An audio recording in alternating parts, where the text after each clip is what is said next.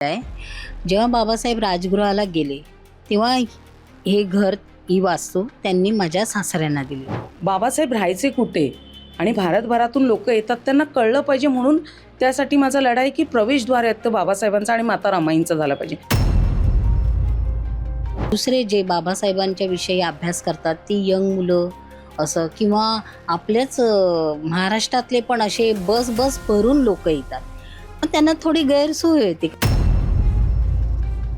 Bharat Ratna doctor Babasaheb Ambedkar मुंबईत ज्या ठिकाणी वास्तव्यास होते त्या परळच्या BIT इमारतीची ही दृश्य आहेत. 1912 ते 1934 अशी 22 वर्ष बाबासाहेब आंबेडकर आणि रमाबाई आंबेडकर यांनी BITच्या इमारत क्रमांक 1 मधील दुसऱ्या मजल्यावरील खोली क्रमांक 50 आणि 51 मध्ये वास्तव्य केलं. याच दोन खोल्यांना राष्ट्रीय स्मारक म्हणून विकसित करू असं 2019 साली तत्कालीन मुख्यमंत्री उद्धव ठाकरे यांनी जाहीर केलं होतं. मात्र ती घोषणा अजूनही प्रत्यक्षात उतरलेली नाही. त्यामुळे तिथल्या स्थानिकांनी नाराजी व्यक्त केली आहे. बाबासाहेब ज्या खोलीत राहत होते त्याच खोलीत मागील 3 पिढ्यांपासून ताडेलकर कुटुंब राहत आहे. त्यांनी देखील या संदर्भात नाराजी व्यक्त केली.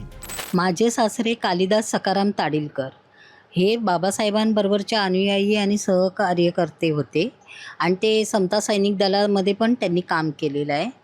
जेव्हा बाबासाहेब राजगृहाला गेले तेव्हा हे घर ही वास्तू त्यांनी माझ्या सासऱ्यांना दिली. तेव्हापासूनच्या आमच्या 3 पिढ्या इथे वास्तव्य करत आहेत. त्याबद्दल बोलाल तर खंत वाटते. किंवा जेव्हा उद्धव ठाकरे साहेब जेव्हा आले होते त्यांनी खूप छान प्रकारे आमची माहिती वगैरे घेतली आणि त्यांनी ठरवलेलं की ही जी वास्तू आहे ते हेरिटेज केली जाईल आणि बाबासाहेबांचं इथे एक स्मारक होईल असं त्यांनी डिक्लेअर केलं होतं. पण त्यानंतर कोरोना आल्यानंतर त्यांचं राज्य गेलं आणि मग ही गोष्ट तिथेच स्टॉप झाली. जितकं आम्हाला होईल तितकं आम्ही त्यांना माहिती देण्याचा प्रयत्न करतो. ज्या आम्हाला माहिती आहे ते तसे पण आमच्या म्हणजे चाळीतले विलास काका आहेत जे विलास गायकवाड आमच्या पंचायतचे मुख्य आहेत ते त्यांना भरपूर जरा माहिती आहे. ते असेल एक का ते स्वतः पण भरपूर माहिती देतात आणि इतर वेळेस आम्हाला जे काय माहिती आहे ते आम्ही त्यांना देण्याचा प्रयत्न करतो.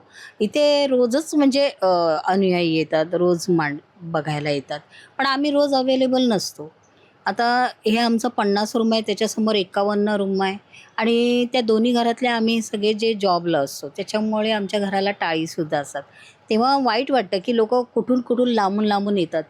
खूप आपल्या अख्ख्या भारतातून देशाच्या कानाकोपऱ्यातून लोक, बाहेरगावचा सुद्धा लोक येतो इथं. ज्येष्ठ नागरिक म्हणून एक बाहेरगावची ट्रस्ट आहे तीसुद्धा येते दरवर्षी. पुन्हा दुसरे जे बाबासाहेबांच्या विषयी अभ्यास करतात ती यंग मुलं असं किंवा आपल्याच महाराष्ट्रातले पण असे बस भरून लोक येतात, पण त्यांना थोडी गैरसोय होते कारण ही चाळ सिस्टम आहे. आम्हाला जेवढं जमेल तेवढं आम्ही त्यांच्यासाठी सोयी करतो, पण जसं पाहिजे तसं त्यांना सोय करू शकत नाही. तर जर ही हेरिटेज झाली बाबासाहेबांच्यासाठी हे त्यांनी राखून ठेवलं तर खूप याचा आपल्या अनुयायांना फायदा होऊ शकतो. 14 एप्रिल आणि 6 डिसेंबर या 2 दिवशी मोठ्या प्रमाणात आंबेडकर अनुयायी मुंबईत येतात. त्यावेळी आवर्जून परळ इथल्या त्यांच्या घराला भेट देतात. मात्र त्यांची देखील इथं गैरसोय होते. विद्यार्थ्यांचा देखील इथं राबता असतो, मात्र त्यांना देखील बहुतांश वेळा संपूर्ण माहिती मिळत नाही. जर का इथे लवकर स्मारक विकसित झालं तर त्या माध्यमातून बाबासाहेबांबद्दल अधिकची माहिती उपलब्ध होण्यास मदत होईल. इमारतीच्या समोर प्रवेशद्वार असावं अशीही मागणी स्थानिकांकडून करण्यात येते. मी सगळी माहिती जेव्हा घेतली महानगरपालिकेला या शासनाकडून माहिती घेतली आहे तर असं कोणतंही गोष्ट झाली नाही. फक्त एक ओरली पेपर दिला गेलेला आहे येथे, बाकी इथे कुठचीही अशी कर्तूत झालेली नाही. बाबासाहेब राहायचे कुठे आणि भारतभरातून लोक येतात, त्यांना कळलं पाहिजे म्हणून त्यासाठी माझा लढा आहे की प्रवेशद्वार आहेत तर बाबासाहेबांचा आणि माता रमाईंचा झाला पाहिजे. मी पहिल्यांदा पत्रव्यवहार केलेला आहे सन्माननीय संजय शिरसाट साहेब सामाजिक न्याय मंत्री, त्यांना हा प्रवेशद्वाराचा मुद्दा मी मांडलेला आहे की प्रवेशद्वार इथे काही करून झाला पाहिजे की लोकांना इथे कळेल की बाबासाहेब आणि माता रमाईंचं हे वास्तव्याचं जुनं घर आणि त्यांनी इथून संसार सुरू केला त्यांचा.